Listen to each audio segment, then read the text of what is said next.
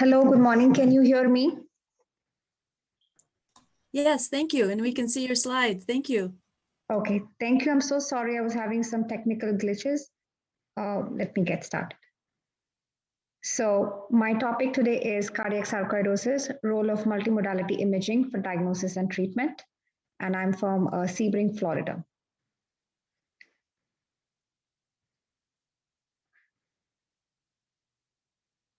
Give me 1 minute.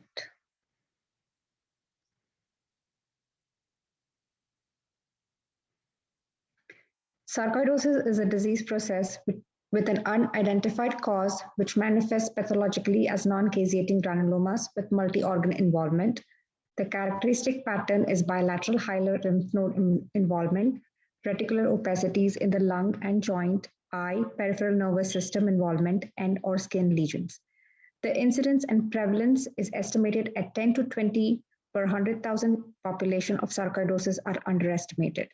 The disease has no geographical predominance. It usually involves adolescents and young adults. The prevalence of cardiac sarcoidosis among patients with systemic sarcoidosis is reported to be 20 to 27% in the United States and as high as 58% in Japan. It has been estimated that the lifetime risk of sarcoidosis in Blacks in the United States is 2.4% compared with a lifetime risk of 0.85% in the Whites. Symptoms of CS include palpitations, presyncope, syncope, fatigue, dyspnea, orthopnea, and sudden cardiac death. Palpitations may be caused by either supraventricular or ventricular arrhythmias. Presyncope or syncope can be caused by AV block, ventricular tachycardia, or supraventricular tachycardia. Fatigue, dyspnea, and orthopnea can reflect heart failure caused by CS. First-degree AV block is the most common clinical presentation in patients with clinically evident CS. First-degree AV block due to the disease of AV node or bundle of His and intraventricular conduction defect is common and may progress. Ventricular arrhythmias, sustained and non-sustained, and ventricular premature beats are the second most common clinical presentation of CS, occurring in approximately 30% of the cases. Supraventricular arrhythmias seen with CS include paroxysmal atrial tachycardia, atrial flutter, AFib, and sinus arrest secondary to the granulomatous involvement of the sinus node. Sudden death due to ventricular tachyarrhythmias or conduction block accounts for 25 to 65% of deaths caused by CS. Implantation of ICD should be considered in patients with at risk for ventricular arrhythmias and sudden cardiac death. A recent study reported reduced mortality rates in patients receiving appropriate immunosuppressant therapy for cardiac sarcoidosis versus those without treatment. Symptoms. Age and lack of pacemaker or defibrillator were significant predictors of mortality for CS. Decreased LVEF of less than 40% was associated with worse prognosis. Reduced lung diffusion capacity of less than 35% of predicted and 6-minute walk distance of less than 300 meters were associated with reduced survival in the overall pre-capillary cohort. Preserved FEV1 to FEVC ratio was also identified as an independent risk factor for worsened outcomes. Few patients with CS present with right-sided heart failure due to sarcoid-related inflammation or scar affecting the right ventricle. Diagnostic test. Echocardiographic findings in patients with CS are varied. Focal areas of edema can result in increased wall thickness, mimicking hypertrophic cardiomyopathy, and focal areas of akinesis, dyskinesis, and wall thinning. Among patients with CS, LVEF can be either preserved or reduced, and there is evidence of diastolic dysfunction. This is a transthoracic echocardiogram in parasternal long axis, demonstrating septal thinning and akinesis in a systolic frame. Echocardiographic strain imaging showing decreased longitudinal strain pattern in the enteroseptal region. While echocardiography has a limited sensitivity for detecting CS compared with cardiac magnetic resonance, it can be useful for evaluating the effects of pulmonary sarcoidosis and CS on hemodynamics and cardiac structure and function, including left and right ventricle size and function, valve function, and estimating right heart and pulmonary pressures. The reduced global longitudinal strain may be present in CS despite preserved LVEF, and reduction in the longitudinal strain magnitude may vary inversely with LGE enhancement burden. Echocardiography has a low sensitivity of 25 to 65% for detection of CS as compared to CMR or FDG PET. Despite a high positive predictive value of 84%, echocardiography has a low sensitivity of 27% to detect CS when added to initial screening based on cardiac history and EKG, and it did not provide any improvement in sensitivity.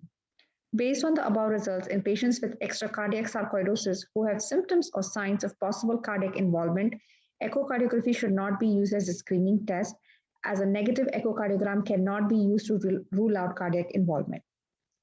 Going to cardiac MRI, the CMR method for detecting CS is the identification of the late gadolinium enhancement, which is most commonly multifocal and involves the involvement of the mid-ventricular or the subepicardium wall. Of note, no specific pattern of LGE is pathognomonic for CS. Therefore, careful interpretation in the context of other clinical features is required. The following are the typical, although not specific LGE patterns in patients with CS: multifocal areas of LGE, subepicardial and mid-myocardial LGE, although some patients may have subendocardial involvement in a pattern like myocardial infarction. Areas of increased T2 signal often representing inflammation, and direct LGE extension from the left ventricle across the intraventricular septum into the right ventricle. These are some pictures of cardiac MRIs showing late gadolinium enhancement in the mid-myocardial wall. The main strength of CMR is the high negative predictive value for excluding CS when no LGE is detected. Contrast MRI is useful for outcome prediction and risk stratification regarding the need for ICD implantation.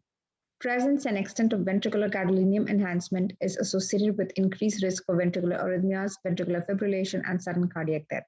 The risk is even further increased if right ventricular LGE is noted on the MRI. Ischemic cardiomyopathy, which is a common differential diagnosis, is characterized by subendocardial and/or transmural LGE. In comparison, isolated mid-wall or epicardial enhancement is strongly suggestive of sarcoid cardiomyopathy.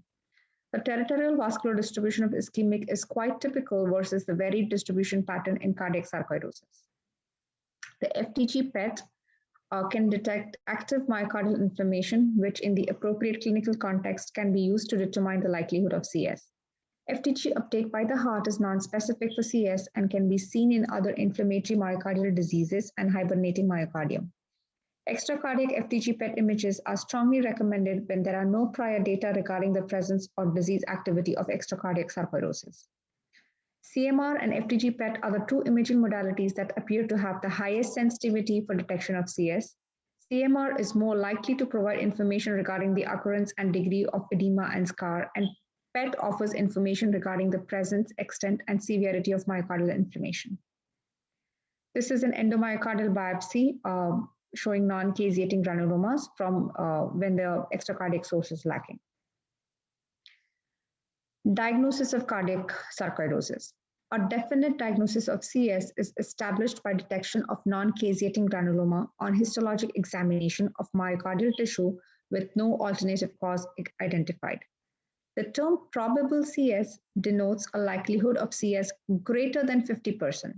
This term recognizes the inherent uncertainty that is often clinically present when evaluating patients with suspected CS. Since the histologic findings are not pathognomic, some experts consider the diagnosis of CS highly probable if myocardial non-caseating granulomas are detected. The diagnosis of CS is frequently uncertain. Categories like highly probable, probable, and possible CS may be used in cases when there is an uncertainty regarding the diagnosis of CS. The classification system, while not widely used for evaluating the likelihood of CS, has been developed based on the World Association of Sarcoidosis and other granulomatous diseases. It's called WASOG, Organ Assessment Instrument, which is used to determine the probability of sarcoidosis organ involvement. For patients with uncertain diagnosis of CS, the presence of one or more of its clinical findings suggests a higher likelihood of CS. One is unexplained reduced LVEF, second is unexplained sustained VT, spontaneous or induced, and third is AV block, Mobitz type 2 second degree or third degree. Going to the comparison of major society guidelines. The most used clinical criteria for diagnosing CS are the revised Japanese Ministry of Health and Welfare, the JMHW criteria, and the Heart Rhythm Society expert consensus statement. Both guidelines provide a histologic pathway whereby a definitive diagnosis of CS can be established by a biopsy, which reveals non-caseating granulomas. In patients who do not have a positive EMB, this criteria require diagnosis of extracardiac sarcoidosis. For the Japanese Ministry of Health and Welfare criteria, this can be either clinical or histologic, while for the HRS criteria, histologic diagnosis of extracardiac sarcoidosis is required in conjunction with other criteria. This led to a diagnostic conundrum for isolated CS due to low sensitivity and associated risk of EMB, regardless of developments in image-mediated protocols. The Japanese Ministry of Health and Welfare guidelines for sarcoidosis in 2015 proposed a novice guideline in 2015 that replaces histologic confirmation with PET and cardiac MRI as a major criterion. So this is one of the biggest proposal that they had in 2015. The revised criteria has been classified as major and minor and require the presence of 2 of the 5 major or 1 major and 2 minor for the diagnosis of CS. The major criteria are late myocardial enhancement on contrast MRI, abnormal cardiac uptake in FDG PET, impaired ventricular function with regional wall motion abnormality, basal thinning of the septal wall or morphologic ventricular abnormality like ventricular aneurysm or wall thinning, and advanced AV block or sustained ventricular tachycardia. The minor criteria are non-sustained ventricular tachycardia, multifocal PVCs, bundle branch block, axis deviation, defect on myocardial perfusion scintigraphy. Third is endomyocardial biopsy, which can show interstitial fibrosis or monocyte infiltration over moderate grade. So this is the differential diagnosis of cardiac sarcoidosis, and you see the multiple drug-induced infections, eosinophilic granulomatosis. CS needs to be distinguished from myocarditis. Arrhythmogenic right ventricular cardiomyopathy is often isolated in the right ventricle and spares the septum, while patients with CS and right heart myocardial involvement also have significant septal and or left heart infiltration. While some patients can have left-sided arrhythmogenic cardiomyopathy, the pattern of LGE on MRI between this condition and CS is different. Left-sided arrhythmogenic cardiomyopathy often has large amount of circumferential and often contiguous subepicardial LGE. Management. Glucocorticoid therapy has been the commonly used immunosuppressive therapy. The optimal dose of glucocorticoid therapy for CS is not known, and choosing a dose requires balancing the risk of side effects with the likelihood of response. In patients with significant inflammation, FDG PET imaging at approximately 6 months of therapy may be reasonable to assess treatment response. Patients are typically started on 60 milligrams per day of prednisone and gradually lowered to a maintenance dose of 10 to 15 milligrams per day over 1 year. Patients who have resolution of inflammation can develop recurrence. Hence, a low dose of glucocorticoid therapy like prednisone 5 milligrams for at least 1 year may be recommended, especially if low dose glucocorticoid therapy is well tolerated. Glucocorticoid treatment should be continued for at least 1 to 2 years. In patients with significant inflammation, FDG PET imaging at approximately 6 months of therapy may be reasonable to assess treatment response. If serial evaluations demonstrate the disease is dormant, glucocorticoids may be tapered and eventually discontinued. Strict vigilance must be kept on the rest of the patient's life, as relapses are common after tapering of glucocorticoid therapy.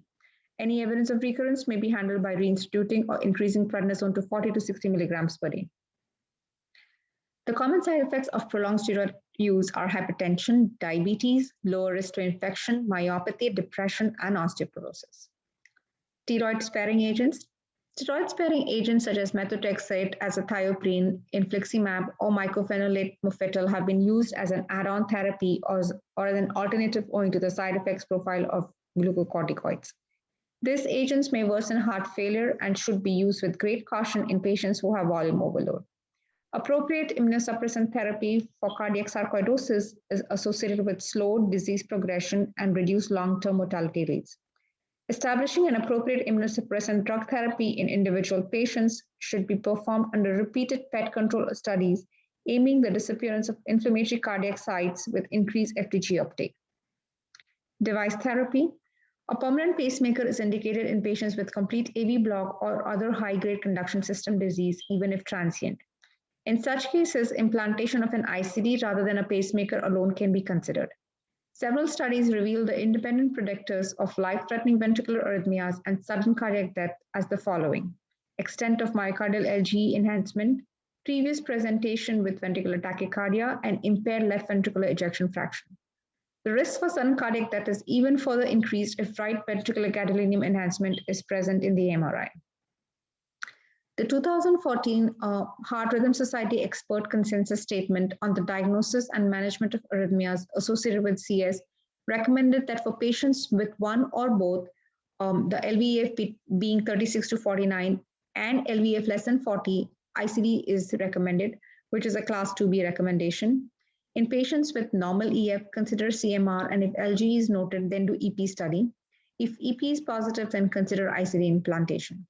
ICD implantation is not recommended in patients with normal LV and RVEF in a negative EP study, regardless if LG is noted on the CMR. Thank you. And do you have any questions? Yes, thank you, Dr. Dipti. I'd like to open the floor to questions. Please, anyone? Thank you, Dr. Dipti, for a very nice overview about one of the most rare, but it's a very important disease to be considered by all cardiologists, mainly if any patient who presented for the first time by heart failure with preserved ejection fraction. My question, which is good negative test to rule out the cardiac sarcoidosis, and I mean to rule out or to run on clinical basis? You mean a diagnostic test? Yes. I would do a cardiac MRI, because we had a patient in our clinic. She was seen by she had a diagnosis of pulmonary sarcoidosis, and she was having cardiac symptoms. She was having PVC. She had seen 2 other cardiologists before, and they had done echoes, but they had missed that she had cardiac sarcoidosis. When the patient came to me, I did an echo. Sorry, can you let the other people please to make mute so we can hear Dr. Dipti well, please? Yes, so when this patient came to me, she had 2 previously done echoes. When I did her echo, I could see the basal septal akinesis, and which kind of triggered, because of that, I thought maybe she has cardiac involvement, and she was having PVCs, short runs of non-sustained VTAC, which then prompted me to get a cardiac MRI, and that kind of confirmed the diagnosis. So as I'd said before, echocardiography is not so sensitive and depends upon the reader. So if you're suspecting cardiac sarcoidosis, especially in a patient who's had other like pulmonary sarcoidosis or other organ sarcoidosis, I would start with the cardiac MR. Second point about most of this patient, if you will do cardiac biomarker, you will see elevation of cardiac troponin or CKMB or proPNP for heart failure. So in this group of patients, did you recommend to do any imaging for the coronary artery to rule out the underlying coronary artery disease, or it's not recommended? Yes, very good question. So yes, we recommend a stress test or a coronary CTA or a cardiac cath, depending upon the patient's symptoms, but at least start with a stress test and if possible, nuclear stress test. Last point for me to give the chance to my colleague to ask another questions. This disease, it's, as you mentioned, it is associated with high mortality rate if neglected, and if we will not start the proper medical treatment from the first time to diagnose the patients. So if we will start the glucocorticoids early in disease, it will lead to regression of the disease and it improve mortality? Yes, it leads to regression of the disease process and the progression and mortality, yes, but again, because mortality by the death in sarcoidosis, when cardiac sarcoidosis is mostly due to VT. So you start glucocorticoids, but you also need to assess them. You need to do an EP study. I mean, if they're having non-sustained VTAC, EF going low, you need to get the patients an ICD. Even if they're having like, first degree blocks, second degree type 2 blocks, you need to get them an ICD, do an EP study. That's very important. But yes, steroids definitely helped decrease the progression. But I'm not sure about the effect of steroids on mortality, because mortality is usually due to arrhythmias, which can be stopped by a device therapy. Okay, thank you so much, Dr. Adepti, for very nice. Thank you so much for your questions. I'd like to continue to open the virtual floor to any other questions. We're running actually ahead of schedule. That doesn't happen in many conferences. So if anyone else would like to ask Dr. Deepti a question, I think it was a wonderful presentation, almost like a review of all cardiac sarcoidosis, from diagnosis to management to device therapy, my gosh, and consensus statements. So you really covered every area. Would there be any other questions?